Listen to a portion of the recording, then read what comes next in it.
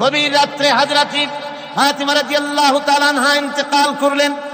কিছু সংখ্যক সাহাবীদের কাছে খবর দিয়া অল্প সময়ের ভিতরে জানাজার ব্যবস্থা করা হলো। হযরত আবু যর গিফারী রাদিয়াল্লাহু তাআলা আনহু কবরের ভিতরে নেমে গেলেন। কবরের ভিতরে নেমে গিয়া হযরত আবু যর বলেন, রে কবর, তোর ভিতরে আজকে কাকে রাখবো, তুই কি তা জানিস নাকি? কোনো জবাব আসে না। হযরত আবু যর বলেন, কবর রে, তোর ভিতরে আজকে যাকে রাখবো তিনি হতেছেন হযরত ইমাম হাসান হোসেনের মা। বেহেশতের সমস্ত জওয়ানদের সরদার হবেন যারা, সেই দুইজনের মা তোর ভিতরে রাখবো, খবরদার বেয়াদবি করবি না। কোনো জবাব না পেয়ে হযরত আবু যর বলেন, ওগো কবরের মাটি, তোর ভিতরে কাকে রাখবো কি জানিস? আসাদুল্লাহিল গালিব, দুনিয়ার সমস্ত কাফেরদের বিরুদ্ধে আল্লাহ রাব্বুল আলামিন যাকে বাঘ বানিয়ে পাঠালেন, সেই হযরতে আলী, তার স্ত্রী রেখে যাব, খবরদার বেয়াদবি করবি না। কোনো জবাব আসে না। হযরত আবু যর বলেন, কবরের মাটি, তোর ভিতরে যাকে রাখবো তিনি হলেন খাতুনে জান্নাত, বেহেশতের সমস্ত মহিলাদের সরদারিনী হবেন যে ফাতেমা, তারে রেখে যাব, তোর ভিতরে খবরদার কোনো বেয়াদবি করবি না। আবার হযরত আবু যর বলেন, কবরের মাটি, তোর ভিতরে কারে রাখবো কি জানিস? তোর ভিতরে আজকে যাকে রেখে যেতেছি তিনি হলেন আখেরি জামানার পয়গম্বর বিশ্বনবী জনাবে মুহাম্মদ রাসূলুল্লাহ সাল্লাল্লাহু আলাইহি ওয়াসাল্লামের কলিজার টুকরা মা ফাতেমাকে তোর ভিতরে রাখবো, খবরদার কবরের মাটি বেয়াদবি করবি না। কিতাবে এসেছে হযরত আবু যরকে বাড়ি শুনতে পেলেন, আওয়াজ এলো, কে যেন বলতেছে, রে আবু যর, আমি ফাতেমা কি চিনি না, হাসান হোসেনের মা কি চিনি না, আলীর স্ত্রী চিনি না, রাসূলের মেয়ে মা ফাতেমা কি চিনি না। আমল যদি ভালো হয় আমার ভিতরে, আমল ভালো নিয়ে যে আসবে শান্তিতে থাকবে, আর আমল যদি খারাপ হয় আমার ভিতরে, তার অবস্থা চূড়ান্ত হয়ে যাবে। আমার ভাইরা, আমার বন্ধুগণ, আমলের উপরে ভিত্তি করে কিয়ামতের দিন নাজাত হবে। আমল যদি খারাপ হয়ে যায়, কিয়ামতের দিন কেউ তাকে বাঁচাতে পারবে না। এই জন্য কিয়ামতের ময়দানে, হাসরের দিনে আল্লাহর হাবিব জনাবে মুহাম্মদ রাসূলুল্লাহ সাল্লাল্লাহু আলাইহি ওয়াসাল্লাম সিজদায় পড়ে কাঁদতে থাকবেন। আল্লাহ রাব্বুল আলামিন বলেন, হাবিব রে, আপনি কাঁদেন কেন? আজকে তো আপনার কাঁদার দিন না, আমি আপনাকে মাকামে মাহমুদ দান করেছি, আমি আপনাকে কাউসার দান করেছি, আপনার আজকে সম্মানের দিন, মর্যাদার দিন, কাঁদেন কেন? আল্লাহর হাবিব বলবেন, রব্বুল আলামিন, মাকামে মাহমুদ পেয়েছি, কাউসার পেয়েছি, কান্দি এই জন্য আমি দেখতে পাচ্ছি আবার সামনে দিয়া ফেরেশতারা আমার উম্মতগুলি জাহান্নামের দিকে নিয়ে যায়।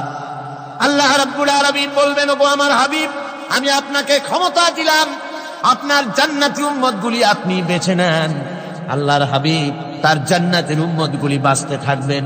হযরত আয়েশা বলেন, ইয়া রাসূলুল্লাহ, কিয়ামতের ময়দানে লক্ষ কোটি কোটি মানুষের ভিতরে আপনার জান্নাতি উম্মত আপনি চিনবেন কি করে? হুজুর বলেন, আয়েশা, কোন একটি ঘোড়ার কপাল যদি থাকে সাদা, এই সাদা কপালওয়ালা ঘোড়াটা যদি অসংখ্য ঘোড়ার ভিতরে যদি হারিয়ে যায়, তাহলে সাদা কপালওয়ালা ঘোড়ার মালিক তার ঘোড়াকে পাবে কিনা বলো? হযরত আয়েশা বলেন, হুজুর, অনায়াসে পাবে। আল্লাহ রাব্বুল আলামিনের হাবিব বলেন, আয়েশা রে, কিয়ামতের ময়দানে আমার যেই উম্মতেরা নামাজি ছিল, দিনদার ছিল, পরেজগার ছিল, দুনিয়ার বুকে ঈমান নিয়ে যারা চলাফেরা করেছে, আমার দিন কায়েমের, আল্লাহর দ্বীনের জন্য যারা কাজ করেছে, ওদের চেহারা নূর চমকাতে থাকবে, ঈমানের নূর কিয়ামতের দিন চমকাতে থাকবে। সেই ঈমানের নূর দেখে দেখে আমি আমার জান্নাতি উম্মতগুলি আমি বেছে নেব। হযরত ফাতিমা রাদিয়াল্লাহু তাআলা আনহাকে রাসূলুল্লাহ সাল্লাল্লাহু আলাইহি ওয়াসাল্লাম অত্যন্ত ভালোবাসতেন, মহব্বত করতেন তার স্ত্রীদেরকেও। তার স্ত্রীরাও রাসূল করিম সাল্লাল্লাহু আলাইহি ওয়াসাল্লামকে ভালোবাসতেন প্রাণ উজাড় করে দিয়ে। নবীজি বলেছেন, কন্যার পিতাদেরকে গালি দিও না। অনেকে টিটকারি করে, বারবার মেয়ে হয় ছেলে একটাও হয় না, সেই জন্য টিটকারি বটকারি করে। আল্লাহর নবী বলেছেন, মেয়ের পিতাকে গালি দিও না, ঠাট্টা করো না, যেহেতু আমি মুহাম্মদ রাসূলুল্লাহ সাল্লাল্লাহু আলাইহি ওয়াসাল্লাম, আমি মেয়েদের পিতা, আমি নিজে মেয়েদের পিতা, খাও না, মেয়েদের পিতাকে গালি দিও না। রাসূলুল্লাহ বলেছেন, আকাশের নিচে জমিনের উপরে খাদিজার মতো মহিলা আর নাই। সেই হযরতে খাদিজা রাসূলের 4টি মেয়ে পেটে ধারণ করেছিলেন। সুবহানাল্লাহ। মেয়ের প্রতি রাসূলুল্লাহ যথেষ্ট মহব্বত করতেন। মেয়েকে খুব ভালোবাসতেন হুজুর সাল্লাল্লাহু আলাইহি ওয়াসাল্লাম। হুজুরের কলিজার টুকরা ছিলেন মা ফাতিমা রাদিয়াল্লাহু তাআলা আনহা।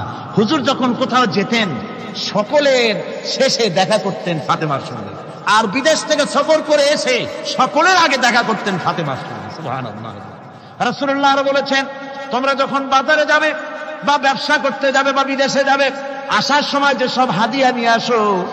আমরা যখন বাইরে যাই, বাজারে যাই, কিছু হাদিয়া আনি না? জামা কাপড়, চকলেট ইত্যাদি আমরা আনে থাকি। রাসূলুল্লাহ বলেছেন, হাদিয়াগুলি তোমরা যারা বিদেশে যাও, বাজারে যাও, হাদিয়া আনবে, আর এনে ঘরের মধ্যে ঢুকে তা শুরু করবে মেয়েকে দিয়ে। প্রথমে দেবে মেয়েকে। সুবহানাল্লাহ। মেয়ের মর্যাদা ইসলামে সব চাইতে বেশি। কোন যুগে? যে যুগে মেয়ে হলে পরেই মাটির নিচে ঘেরে রাখতো, আছাড় মেরে মেরে ফেলে দিত। কোন অপরাধে তাদেরকে হত্যা করা হলো, আল্লাহ পাক কোরআনে কারীমের মধ্যে বলেছেন তাদের অপরাধ আর কিছু না, তারা নারী, এই জন্য তাদেরকে মেরে ফেলা হতো। রাসূলুল্লাহ তাদের ইজ্জত দিলেন। সুবহানাল্লাহ বিহামদিহি। রাসূলুল্লাহ সম্মান দিলেন, ইজ্জত দিলেন তাদের। কন্যা হিসাবে নারীর এই মর্যাদা। ফাতেমাকে রাসূল এত ভালোবাসতেন, ইন্তেকালের সময় হযরত ফাতেমা কাঁদতে কাঁদতে বেহুশ হয়ে যাওয়ার উপক্রম হয়ে গেল। রাসূলুল্লাহ হযরত ফাতেমাকে ইশারা দিলেন। হযরত ফাতেমা তার কান নিয়ে রাসূলুল্লাহর মুখের কাছে লাগাই দিলেন। আল্লাহ নবী কি যেন বললেন কানে কানে, হযরত ফাতেমার কান্না বন্ধ হয়ে গেল। হযরত আয়েশা বলেন, মা, রাসূলুল্লাহ তোমার কানে কানে কি বললো আর তোমার কান্না বন্ধ হয়ে গেল? হযরত ফাতেমা বলেন, ইয়া আম্মা জান, আমার আব্বা আমার কানে কানে বললো, মা ফাতেমা তুই কাঁদিস না, তোর কান্না আমার বরদাস্ত হয় না, তোমাকে কাঁদতে হবে না।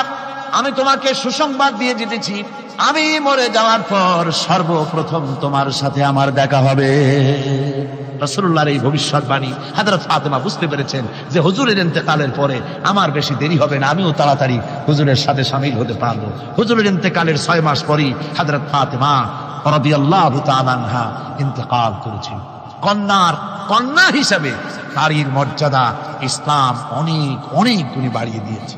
এই কন্যা শিশু, কৈশোর, যৌবন পেরিয়ে যখন যৌবনে তার বিয়ে হয়ে যায়, আল্লাহ রাব্বুল আলামিন তখন বলেন, ওয়া মিন আয়াতিহি আন খালাকা লাকুম মিন আনফুসিকুম আজওয়াজান লিতাসকুনু ইলাইহা ওয়া জাআলা বাইনাকুম মাওয়াদ্দাতান ওয়া রাহমা। আল্লাহ পাক বলেন, আমার নিদর্শনের ভিতরে এটিও একটি নিদর্শন, আমি তোমাদের থেকে তোমাদের জোড়া তৈরি করেছি, তোমাদের স্ত্রীদেরকে তৈরি করেছি, তোমাদের সাথে তোমাদের স্ত্রীর ভালোবাসা সৃষ্টি করেছি, মহব্বত সৃষ্টি করেছি। এই মহব্বত আমি আল্লাহ তৈরি করেছি। আর যখন বুড়ো হয়ে যায় মানুষ, স্বামী স্ত্রী যখন বুড়ার বুড়ি হয়, তখন আর ভালোবাসা থাকে না, তখন ওই ভালোবাসা সহৃদয়তার করুণায় আমি আল্লাহ পরিণত করে দেই। বুড়ার জন্য তখন বুড়ি ছাড়া আর উপায় নাই, বুড়িরও আর বুড়া ছাড়া উপায় নাই। তখন ভালোবাসা কোনো বিশেষ কোনো অক্ষণীয় ভালোবাসা নয়, তখন একের উপরে অন্য একদম নির্ভরশীল হয়ে পড়ে। আল্লাহ পাক বলেন, এই অবস্থা আমি আল্লাহ সৃষ্টি করে দেই। সুবহানাল্লাহ। স্ত্রীকে রাসূলুল্লাহ কত ভালোবাসতেন। আল্লাহ নবী বলেছেন, আমার কাছে 3টা জিনিস প্রিয়, একটা হচ্ছে সুগন্ধি, একটা হচ্ছে নামাজ, আরেকটা হচ্ছে স্ত্রী। সুবহানাল্লাহ। স্ত্রী আমার কাছে প্রিয়। হুজুর বলেছেন, তোমাদের মধ্যে সেই ব্যক্তি উত্তম যে ব্যক্তি তার স্ত্রীর কাছে উত্তম। আমি আমার স্ত্রীদের কাছে উত্তম ব্যক্তি। সুবহানাল্লাহ। রাসূলুল্লাহ স্ত্রীকে কত ভালোবাসতেন। বিশ্বনবী রাজনৈতিক কর্মকাণ্ড চালাচ্ছেন, যুদ্ধের দামামা বাজতেছে, চতুর্দিকে কত অশান্তি, সবকিছু চলছে, স্ত্রীর হক আদায় করতে ভুলে যাননি। রাতের বেলায় হযরত আয়েশার বয়স কম, তাকে নিয়ে রাসূলুল্লাহ একটু সুযোগ পেয়েছেন, বলছেন, আয়েশা সব তো ঘুমিয়ে, চলো আমরা একটু দৌড়াই। ওই যে দূরে একটা জিনিস দেখা যায়, দৌড় দাও, দেখি কি আগে যায়। দুজনে দৌড় প্রতিযোগিতা করলেন। দৌড় প্রতিযোগিতায় হযরত আয়েশা ফার্স্ট হলেন, হুজুর পিছনে পড়ে গেলেন। হযরত আয়েশা খুব আনন্দ করলেন যে আপনি কিন্তু আমার সাথে দৌড়ে পারলেন। পরবর্তী কিছু কাল যাওয়ার পর হযরত আয়েশা বলেন, হুজুর আজকে আবার বললেন যে চলো আয়েশা একটু দৌড়াই। হযরত আয়েশা বলছেন যে সেদিনের তুলনায় আমার শরীর একটু, আমি মুটিয়ে গেছি, শরীরটি স্থূল হয়েছে, আমি আজকে দৌড়ালাম কিন্তু পারলাম না। রাসূল আগে চলে গেলেন, আমি হাঁপাতে হাঁপাতে যখন হুজুরের কাছে চলে গেছি, হুজুর তখন মুস্কি হেসে আমাকে বললেন, আয়েশা ওই সেই দিনের জবাব আজকে দিয়া দিলাম। সুবহানাল্লাহ বিহামদিহি, সুবহানাল্লাহ বিহামদিহি। বিশ্ব নবী কত বড় আদর্শ বিশ্ব মানবতার জন্য। তিনি বলেছেন, আরাফাতের ময়দানে রাসূলুল্লাহ বলেছেন, তোমরা যেমন পড়বে তোমার স্ত্রীদেরকে তেমন পড়াবে, তোমরা যেমন খাবে তোমার স্ত্রীদেরকে তেমন খাওয়াবে, স্ট্যান্ডার্ড মেনটেন করবে। তুমি ভালো দামের কাপড় পরবে, স্ত্রীকে খারাপ দিবে তা নয়। অধিকার দুজনেরই সমান, স্বামী এবং স্ত্রী সমান অধিকার। কিন্তু আমরা তা বুঝতে পারি না, বুঝতে চাই না। আমরা অনেকে মনে করেছি বিয়ে যখন করছি তখন আমি তো নওয়াবজাদা নসরুল্লাহ খান, আর বউ তো কেনা দাসী না, সে কিন্তু দাসী না, তার মর্যাদা আছে, তার সম্মান আছে, তার সম্মান আপনাকে দিতে হবে। রাসূলুল্লাহ দিয়েছে, আপনাকেও দিতে হবে। রান্না বান্না হতে দেরি হয়, কত গালাগালি শুনতে হয় নারীকে। আল্লাহর নবীর স্ত্রী হযরত আয়েশা বলেছেন, আল্লাহর নবী কাজ করে, মানুষের সঙ্গে কথা বলে, রাষ্ট্রীয় দায়িত্ব পালন করে ঘরের ভিতরে এসে যখন দেখেছেন রান্না হতে দেরি আছে, রাসূলুল্লাহ বিরক্ত হন নাই, ভুরু কুঞ্চিত করেন নাই, চোখ মোটা করেন নাই, আমাকে কোনো কথা শোনার নাই, বরং আমার কাছে বসে রান্নায় আমাকে সহযোগিতা করেছেন। সুবহানাল্লাহ বিহামদি। এই হলো আল্লাহর রাসূল, এই হলো বিশ্ব নবী। স্ত্রীর সঙ্গে কি মহব্বত! সুবহানাল্লাহ। হুজুর মহব্বত করতেন স্ত্রীদেরকে। রাসূলুল্লাহর ঘরে দৌলত ছিল না, কিন্তু মহব্বত দিয়ে ভরা ছিল ঘরটা। হুজুরের ঘরে ফ্রিজ নাই, এসি নাই, হুজুরের ঘরে কার্পেট নাই, হুজুরের ঘরের মধ্যে জাদির নাই, তোশক নাই, বড় বড় কম্বল নাই, আরামের কোনো জিনিস নাই, মডার্ন ইকুইপমেন্টস কিচ্ছু নাই, দৌলত নাই, কিন্তু মহব্বত দিয়ে ঘরটা ভরা। হযরত আয়েশা বলেছেন, আমি পানি পান করে গ্লাস রেখে দিতাম, আল্লাহর নবী তখন গ্লাসের সেই জায়গায় ঠোঁট লাগাতেন যেখানে আমি ঠোঁট লাগাইয়া পানি পান করেছি। আমি গোশত চিবোতাম, রাসূলুল্লাহ আমার হাত থেকে গোশত টুকরা নিয়া সেই জায়গায় চিবোতেন যেখানে আমি চিবুয়েছি। সুবহানাল্লাহ। আমার ভাইরা, রাসূল তার স্ত্রীদেরকে মহব্বত করতেন, স্ত্রীরাও রাসূলকে মহব্বত করতেন দারুণ ভাবে। একবার হযরত আয়েশা সিদ্দিকা রাদিয়াল্লাহু তাআলা আনহা হুজুরকে গোসল করাতে ছিলেন, মাথার উপরে পানি ঢালতেছেন, হুজুর একটা চৌকির উপরে বা একটা তক্তার উপরে বসা আছেন। গোসলের পানির ভিতরে রাসূলুল্লাহ দেখতে পেলেন রক্তের মতো কি যেন প্রবাহিত হয়ে যাচ্ছে। হুজুর জিজ্ঞেস করেন, আয়েশা রে, পানির ভিতরে রক্তের মতো কি দেখা যায়? হযরত আয়েশা বলেন, হুজুর আপনি যখন বসেছিলেন অসতর্ক মুহূর্তে তক্তার নিচে আমার একটা আঙ্গুল পড়েছিল, পায়ে আঙ্গুলটা ফেটে বোধহয় রক্ত বেরোতেছে। রাসূলুল্লাহ তাড়াতাড়ি করে উঠলেন আর ওই আঙ্গুলকে ব্যান্ডেজ করে দিলেন। রাসূলুল্লাহ বললেন, আয়েশা রে, আঙ্গুল ফেটে গেছে, একটু আহাহু পর্যন্ত করলে না, এতক্ষণ তুমি কষ্ট করলে কেন? হযরত আয়েশা বলেন, ইয়া রাসূলুল্লাহ, ওটা তো একটা পায়ের আঙ্গুল। আয়েশার কলিজাটা ফেটে যদি রক্ত বেরোতো, রাসূলুল্লাহকে উঠতে বলতে আমি পারতাম না। কি মহব্বত রাসূলের সাথে! হযরত আয়েশা বলেন, হুজুর সাল্লাল্লাহু আলাইহি ওয়াসাল্লাম স্ত্রীদেরকে এত ভালোবাসতেন, আমাদের ঘরে গোশত টোস্ত তেমন রান্না বান্না খুব কম হতো। গোশত রান্না হবে কি, মাসের পর মাস চলে গেছে রাসূলের বাড়িতে, হুজুর স্ত্রীরা বলেছেন আমাদের ঘরে চুলে আগুন জ্বলে নাই, একটু শুকনা রুটি, একটু শুকনা খেজুর আর একটু পানি খেয়ে আমাদের জীবন চলেছে। এরকমের অবস্থা হয়েছে। তারপরে এই অবস্থা চলেছে, এর মধ্যে যদি কখনো একটু গোশত আসছে, হুজুর যখন ছাগল ইত্যাদি ছাগল দুম্বা জবাও করেছেন, এই দুম্বার গোশত নিয়ে, ছাগলের গোশত নিয়ে রাসূলুল্লাহ নিজে বেরোতেন। হযরত খাদিজার বান্ধবী কোথায় আছে খুঁজে ওই বান্ধবীর কাছে গোশত পৌঁছে দিয়ে আসতে। হযরত আয়েশা বলেন, একদিন আমার ঘুম ভেঙে গেল, দেখি হুজুর আমার কাছে নাই, গেলেন কোথায়?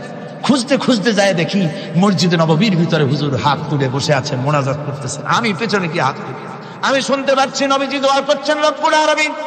কিয়ামতের ময়দানে যেদিন সন্তান তার পিতাকে ভুলে যাবে, মা তার সন্তানকে হারায় ফেলবে, ওই কঠিন হাসরের ময়দানে আমি যেন আমার খাদিজাকে হারাইয়া না যাই। মুনাজাতের শেষে হযরত আয়েশা বলেন, ইয়া রাসূলুল্লাহ, খাদিজার কথা আপনার এত কেন বারবার মনে পড়ে? একটা বুড়িরে বিয়ে করেছিলেন 25 বছর বয়সের সময়, 40 বছর বুড়ি, তার কথা কেন এত মহব্বত আপনার মনে পড়ে? তার থেকে যুবতী মেয়ে, সুন্দরী মেয়েকে আপনার স্ত্রী হিসেবে আপনি পান নাই। হুজুর বলেন, আয়েশা রে, খাদিজা সম্পর্কে এমন কথা তুমি আর বলো না, তোমরা সবাই আমার সুখের দিনের স্ত্রী, আর খাদিজা আমার এমন সময় স্ত্রী ছিল যখন মক্কায় আমার আশ্রয় ছিল না, তামাম মক্কা নগরীতে আমার আশ্রয় ছিল না।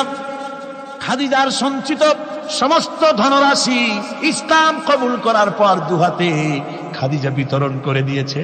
হযরত আয়েশা বলেন, হুজুর আমার গোস্তাকি মাফ করে দেন, আমি আর এরকম বলবো না, তবে খাদিজা সম্পর্কে আমার এই কিছু একটু শুনান। হুজুর বলেন, এই সারে শোনো, গভীর রাত, যত রাত হোক না কেন, ইসলামের দাওয়াত দিয়ে দিয়ে গভীর রাত্রে আমি যখন বাসায় ফিরেছি, ঘরে এসেছি, দরজায় একটা মাত্র ডাক দিয়েছি, খাদিজা, অমনি দরজা খুলে গেছে। আমি জিজ্ঞেস করেছি, খাদিজা রে, যত রাত্রে আসলাম, যতবার আসলাম, একটা ডাকের বেশি লাগলো না, তুমি কি ঘুমাও না? হযরতে খাদিজা বলেছেন, ইয়া রাসূলুল্লাহ, আমার মনের ভিতরে ভয় থাকে, আল্লাহর রাসূল দিনের খেদমতে বাইরে আছেন, আমি যদি আরামে বিছানায় ঘুমায় থাকি আর নবীজি দরজায় তার কাছে দাঁড়ায় আমারে ডাকাডাকি করবে, উঠতে যদি দেরি হয়ে যায় নবীজির সঙ্গে বেয়াদবি হয়ে যাবে, এই মনে করে আপনি না আসা পর্যন্ত দরজার সাথে পিঠ লাগাই আমি দাঁড়াইয়া দাঁড়াইয়া ঘুমাই। আমার ভাইরা, হযরতে খাদিজার ইজ্জত স্বয়ং আল্লাহ দিয়েছেন। কে দিয়েছে? হাদিস শরীফে এসেছে, রাসূলুল্লাহ জাবালে নূরে বসা, গারে হেরার ভিতরে বসা, হযরতে জিবরাইল রাসূলুল্লাহর সঙ্গে কথা বলতেছেন। একটু পরে হযরতে জিবরাইল বলেন, ইয়া রাসূলুল্লাহ, আমি আর এখানে বসবো না, আমি এখন চলছি। আমি দেখতে পাচ্ছি খাদিজা আসতেছে আপনার জন্য খাবার নিয়ে। খাদিজা যখন আপনার কাছে পৌঁছে যাবে, আপনি খাদিজাকে শুনায় দিবেন, আল্লাহ রাব্বুল আলামিন খাদিজাকে সালাম জানাইছে। সুবহানাল্লাহ। রাসূলুল্লাহর কাছে হযরতে খাদিজা যখন আসলেন, হুজুর বললেন, খাদিজা, আজকে তোমার জন্য দারুণ সুখবর। বলে কি? বলে, আল্লাহ পাক জিবরাইল কেমন উঠে গেল আমার কাছ থেকে, জিবরাইল বলে গেল আল্লাহ তোমাকে সালাম বলেছে। হযরত খাদিজা কেঁদে ফেললেন, বললেন, ইয়া রাসূলুল্লাহ, আমার নারী জন্ম সার্থক, আল্লাহ আমাকে সালাম বলেছে, এর জবাব কেমনে দিতে হয় হুজুর আমি তো জানি না, আপনি আমার পক্ষ থেকে আল্লাহর সালাম কিভাবে দেওয়া লাগে আপনি দিয়ে দিন, আমি তো বুঝি না কেমনে আল্লাহর সালামের জবাব দেব। হুজুর বললেন, খাদিজা, শুধু আল্লাহ নয়, জিবরাইলও তোমাকে সালাম বলে গেছে। হযরতে খাদিজা বললেন, হযরত জিবরাইলকে আমার সালামের জবাবটা ওয়ালাইকুম আসসালাম বলেন। হযরত খাদিজার এই মর্যাদা ছিল। আমার ভাইরা, রাসূল পাক সাল্লাল্লাহু আলাইহি ওয়াসাল্লাম এভাবে মহব্বত করেছেন স্ত্রীদেরকে। সুতরাং স্বামী স্ত্রীর মহব্বত আল্লাহ জান্নাতি নিয়ামত। কি নিয়ামত? যে ঘরের মধ্যে স্বামী স্ত্রীর মধ্যে মিল মহব্বত আছে, এটা বেহেশতের মতো, আর যেখানে মিল মহব্বত নাই, এটা জাহান্নামের মতো। ঠিক কি? সুতরাং মহব্বত করুন, বেশি বেশি স্যাক্রিফাইস করুন, বেশি বেশি স্যাক্রিফাইস। নারীদের ব্যাপারে বলা হয়েছে, পুরুষকে বলা হয়েছে অধিকার আদায় করো, সব ব্যাপারে সমান অধিকার, কিন্তু নারীকে একটা ব্যাপারে বলা হয়েছে, নারী শোনো, পুরুষের মর্যাদা তোমার চাইতে আল্লাহ রাব্বুল আলামিন বেশি দিয়েছেন। আর রিজালু কাওয়ামুনা আলান নিসা, নারীদের উপরে পুরুষের প্রাধান্য আল্লাহ পাক দান করেছেন।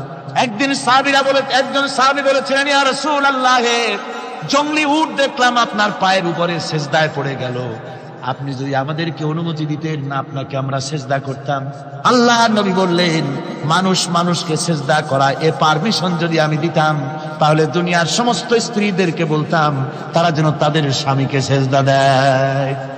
স্বামীর মর্যাদা এখানে বেশি। সুতরাং অধিকার সমান, কোনো সন্দেহ নাই, কিন্তু স্বামীর একটা আলাদা মর্যাদা আছে, সেই সম্মানও তাকে দিতে হবে। এরপরে এই সমান অধিকারের ভিত্তিতে স্বামী স্ত্রী চলতে থাকে, মাঝখানে আল্লাহ পাক তাদেরকে সন্তান দান করেন।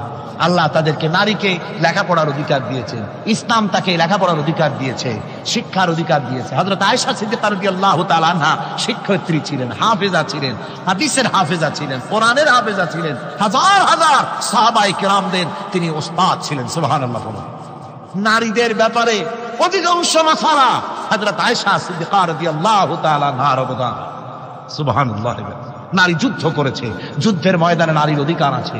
নারী চাকরি করতে পারবে, নারী ব্যবসা করতে পারবে, নারী লেখাপড়া করতে পারবে, নারী সেনাবাহিনীতে যেতে পারবে, নারী সব করতে পারবে, কিন্তু পর্দার মধ্যে। জনৈক সাহাবী ইসলাম গ্রহণ করার পরও রাসূলুল্লাহ সাল্লাল্লাহু আলাইহি ওয়াসাল্লামের কাছে অনুশোচনা করছিলেন তার কন্যা সন্তান নিজ হাতে হত্যা করার জন্য। আমাদের প্রিয় নবী এ কথা শুনে কেঁদে ফেললেন। একটা লোক নিয়ে কাঁদতেছিল মুসলমান হওয়ার পরও। হুজুর কয়, কান্দো কেন? কই যে আমার গুনাহ কি মাফ হয়েছে? হুজুর বলেন, হ্যাঁ মাফ হয়ে গেছে। কলেমা পড়ছো, মাফ হয়ে গেছে। কয় যে হুজুর আমি তো মারাত্মক গুনাহ করছি। বলে কি? বলে আমার একটা মেয়ে, সেই মেয়েটাকে নিয়ে আমি, ঘটনা লম্বা, আমি সংক্ষেপে বলতেছি, মেয়েটাকে ফাঁকি দিয়া তারে আমি মারবো, বুঝতে দেই নাই আমার বউরে। বললাম চলো বেড়াইতে যাই, মেয়েটা আমার সাথে সাজাই দিয়েছে, তার মা বেড়াতে নিয়ে যাবো এই কথা মনে করে। মেয়েটা কদ্দূর যায়, আবার আব্বা আব্বা বলে আমার দিকে ফিরে আসে, আবার পিছনে থাকে, আবার আব্বা আব্বা বলে জড়ায় ধরে। এইভাবে করতে করতে যখন নির্জন এলাকায় গেলাম, আমি পাহাড়ের পাশে গর্ত খোঁড়া আরম্ভ করলাম। গর্ত কুচি আর মাটি ছিটে এসে আমার দাড়িতে লাগে। বাচ্চা মেয়েটা আমার কাছে এসে দাড়ি দিয়ে ধুল ছাড়ায় দেয়, কয় আব্বা তোমার দাড়িতে ধুল লাগতেছে, তুমি এই কষ্ট করতেছো কেন? মেয়ে তো বোঝে না যে আমি তার জন্য কবর খুঁজতেছি। কবরটা খোঁড়া হয়ে যাওয়ার পর মেয়েটারে বান্ধা শুরু করলাম। মেয়ে এখন কাঁদতেছে, বাবা আমার বান্ধব কেন? আমি তারে বাঁধা জোরে ওর মধ্যে নিক্ষেপ করে দিলাম। মেয়েটা গর্তের মধ্যে বসে চিৎকার করে বলছে, আব্বা তুমি আমারে বাঁচতে দাও, আমি তোমারে বাপ বলে সমাজে হ্যাঁ করবো না, আমি ভিক্ষা করে খাবো, আমার বাইরু না। লোকটি বলছি, ইয়া রাসূলুল্লাহ, আমার মনে দরদ আসলো না। আমি একটা পাথর উঁচু করে আমার মেয়ের বুক লক্ষ্য করে জোরে মেরে দিলাম। বুকটা ফেটে রক্ত ফিনকি দিয়ে উঠলো। আমার মেয়ের বুক থেকে আওয়াজ বেরোলাম। আমার কালে যেন এখনো সেই আওয়াজ বাজে। হাদিস শরীফে এসেছে, হুজুরের চোখের পানি দাড়ি ভিজে ভিজে জামার উপরে পড়তেছিল। হুজুর বললেন, আহারে, মানুষেও পারে এইরকম কাম করতে। পৃথিবীতে নারীর যখন কোনো সম্মান ছিল না, মর্যাদা ছিল না, সেই সময় আমার রাসূল, আমার বিশ্বনবী নারীদেরকে সম্মানের হাত ধরে গর্তের ভিতর থেকে উঠাইয়া রানীর সিংহাসনে বসায় দিলেন। সুবহানাল্লাহ, মায়ের মর্যাদা দিয়ে দিলেন। সুবহানাল্লাহ, নারীরা আমাদের মায়ের জাত। নারীরা আমার কি এর জাত? মায়ের জাত। আমার মা বোনেরা, তোমাদের সম্মান কত তোমরা জানো না। আমরা পুরুষ, আমাদের পায়ের তলে জুতা, আর তোমরা আমাদের মায়ের জাত। তোমরা নারী, তোমাদের পায়ের তলে আল্লাহর জান্নাত, আল্লাহর বেহেশতটা তোমাদের পায়ের তলে। এই সম্মান আল্লাহ তোমাদের দিয়েছে, নবী দিয়েছে। সুবহানাল্লাহ কর। ভাইরা আমার, অধিকার ইসলাম দিয়েছে। বিবাহ যখন হয়, এই বিবাহের সময় এজেন্ট আনতে হয়। আর বিবাহ হচ্ছে বিবাহ বৈঠক। এজেন্ট আনার জন্য ওই যে কি জানি কয়, ম্যারেজ রেজিস্ট্রার বা মৌলবি সাহেব, কার অনুমতি আগে না? বলেন কার অনুমতি? তাহলে অধিকার ইসলাম পুরুষে দিল না মেয়ে লোকের দিল? আগে মেয়ে লোকের কাছে যাও, মেয়েটাকে জিজ্ঞেস করো সেই বিবাহে রাজি আছে কিনা। সুবহানাল্লাহ পড়ে, এই বিবাহে রাজি আছে কিনা জিজ্ঞেস করো, তার অধিকারই বেশি। এরপরে এই বিবাহে করার ব্যাপারে কত বৈষম্য। আজ বিবাহ করতে গেলে যৌতুকের প্রথা এসেছে। রাসূলুল্লাহ যৌতুক দিয়েছিলেন। ওটা যৌতুক না, ওটা উপহার, ওটা হাদিয়া। রাসূলুল্লাহ তোহফা দিয়েছিলেন হুজুরের জামাই। সুবহানাল্লাহ, কি জামাই! এক জামাই তো জিন্নুর আইন, যাকে ফেরেশতারা পর্যন্ত লজ্জা করতো যারে দেখে, হযরত উসমান রাদিয়াল্লাহু তাআলা আনহু। আর একজন হযরত আলী কাররামাল্লাহু ওয়াজহাহু। হযরত আলী, যার সম্পর্কে রাসূল পাক সাল্লাল্লাহু আলাইহি ওয়াসাল্লাম যাকে কত সম্মান দিয়েছেন, কত মর্যাদা দিয়েছেন, এই হলো হযরত আলী, হুজুরের জামাই। ইসলাম সম্পর্কে সঠিক জ্ঞান পেতে সত্যের পথ চ্যানেলটি সাবস্ক্রাইব করুন।